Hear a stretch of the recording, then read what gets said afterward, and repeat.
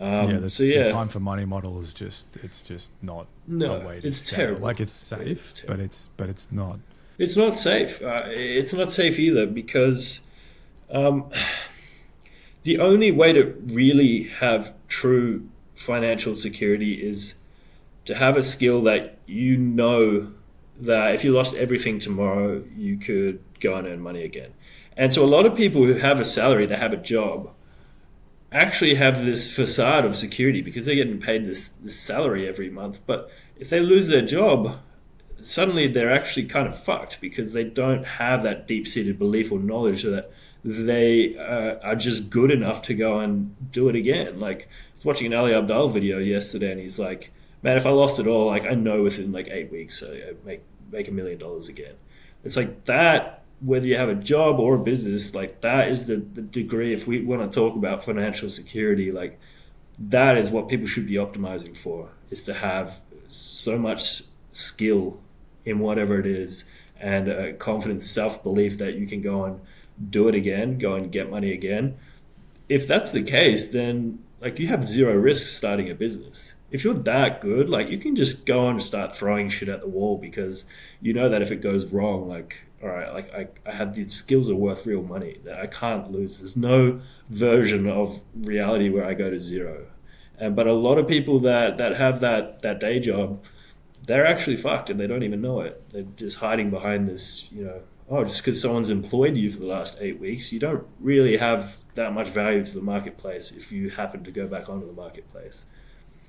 Yeah, that's actually such a really powerful way of reframing the whole financial like security and independence piece. And to your point around jobs, right? Like you could say, okay, well, that doesn't apply to me because I've been working with the same company for 8 years, or I've been in the same sector for 10 years, and I've got a great resume with like three or four of the top best firms in my industry. It's like, okay, well, what happens if the global financial crisis hits and banking gets wiped out and three of the major firms in your industry go down and no one's looking to rehire you and you're a narrow focused single skilled individual who's been relying on your boss or some other company for the last 10 years, and now there's 1,000 other people just like you in the same city you live in applying for 10 jobs.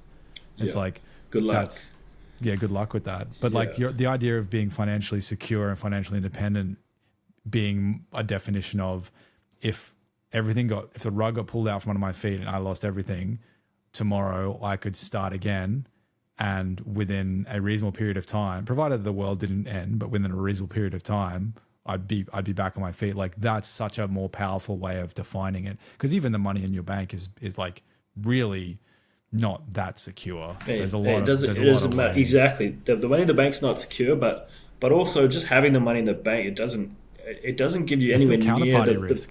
yeah, yeah. Well, but even just the peace of mind, like if I've got $1 million in the bank right now, like that gives me some peace of mind. But what really gives me peace of mind is knowing that like I'm untouchable. Like I'm so valuable that I can just it doesn't matter. Like $1 million has no meaning when I can just go and make 500 grand a year within at any if I just press the button and go start doing that.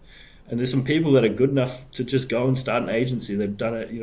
One of the guys I follow is like onto his fifth agency. They've all been seven-figure agencies, and he's the kind of guy that's got a skill set where, if he sells it up or if everything goes wrong, like he's got another $1 million agency within 5 months. Like because he knows how to do that. It's a real.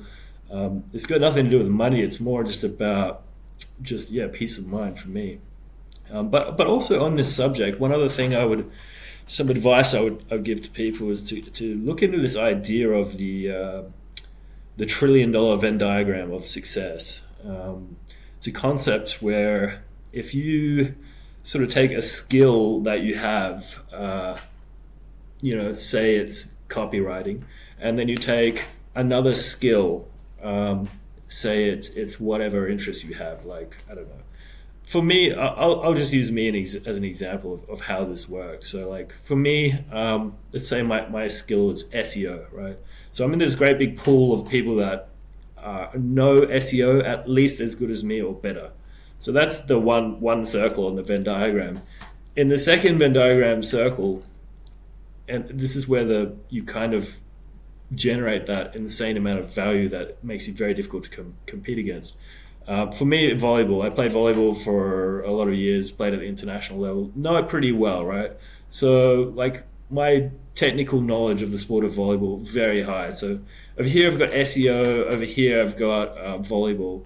And these two worlds, when they collide, when they overlap in the middle, there's like no one in the world basically who knows more, who is more equipped to do SEO in the volleyball space, right? And so I made a website called Volleyball Vault, which I sold recently. Luckily, before all of the horrific updates. And when I was building this website, I was writing articles about volleyball and doing SEO to get traffic and then monetizing with product reviews and stuff. And I was looking at my competition, and I was competing against high school volleyball coaches, 19-year-old, student sort of players who, these are volleyball players. They know a bit about volleyball, but they don't know jack shit about SEO or writing or blogging or websites. And so I'm just out here absolutely just dominating everyone in the space because I've kind of paired up these two skills that ended up complementing each other quite well in that instance. And so when you're thinking about skill acquisition, you got to think about how you can create an overlap of two complementary skills that could work extremely well together. Because if you just go and learn copywriting, or if you just go and learn SEO, like you're just in this massive pool of people that can also do that thing. Whereas if you can get a second skill that you're pretty good at, and they actually complement each other. So like the example that's really, really difficult is like, I think like copywriting and like long distance swimming. Like these skills are like pretty hard to sort of, reconcile, make work together.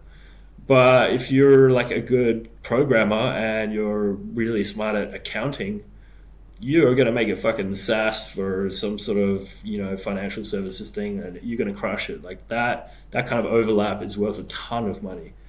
And so, yeah, I would think as like another first principle thing, just go and get really fucking good at something. Like just go and be better than everyone at something. Become an expert, basically. Now in this world, it's a globalized society where we only kind of listen to experts. We have access to everyone, right? No longer are we learning maths from the best math tutor in our local area. We're on YouTube learning math from the best math teachers in the world, right? And so it's the same. Our competition now is the whole world. And so if you want to really produce value for the marketplace, you need to develop a level of expertise. So always be thinking about that, as well as your Trillion Dollar Venn-Diagram. I think is a great place to start when you're sort of thinking about what you want to do in the business world.